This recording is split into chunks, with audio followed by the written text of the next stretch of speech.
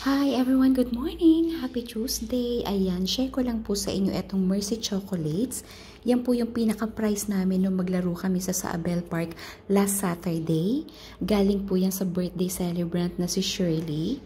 So ayan, kahit po nagkanda apak-apakan na kami doon para lang manalo, sulit naman po dahil nagkaroon kami ng gift, which is the Mercy Chocolate. Nabasa lang po yung package niya kasi po mahina lang yung lagay ko ng tawag dito. Nakalagay lang kasi sa 1 yung freezer. So nilagay ko na po sa 2 kaso lang basa na siya. So kailangan ko siyang ilipat ng ibang lalagyan para lang ma-maintain yung nang hindi siya mag-melt.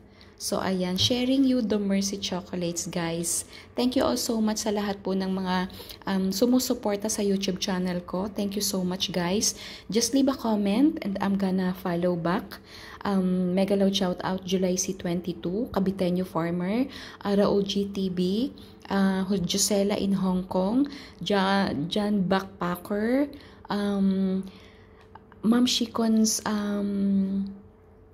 vlog, Sis Juliana Martin vlog, Idol Eric Mercado, ayan sa inyong lahat, Ma'am Lilibet, Jesus Christ Love and Care Ministry, Master JR, sa lahat-lahat po ng patuloy na sumusuporta sa aking YouTube channel.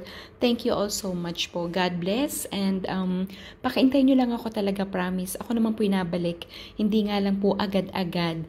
To gardening house plants, miss you so much. Ayan, thank you all so much for the support. Si Queen Condom. I forgot your channel and also to the journey Pinoy journey, Pinoy travel. Ayan, and of course to sis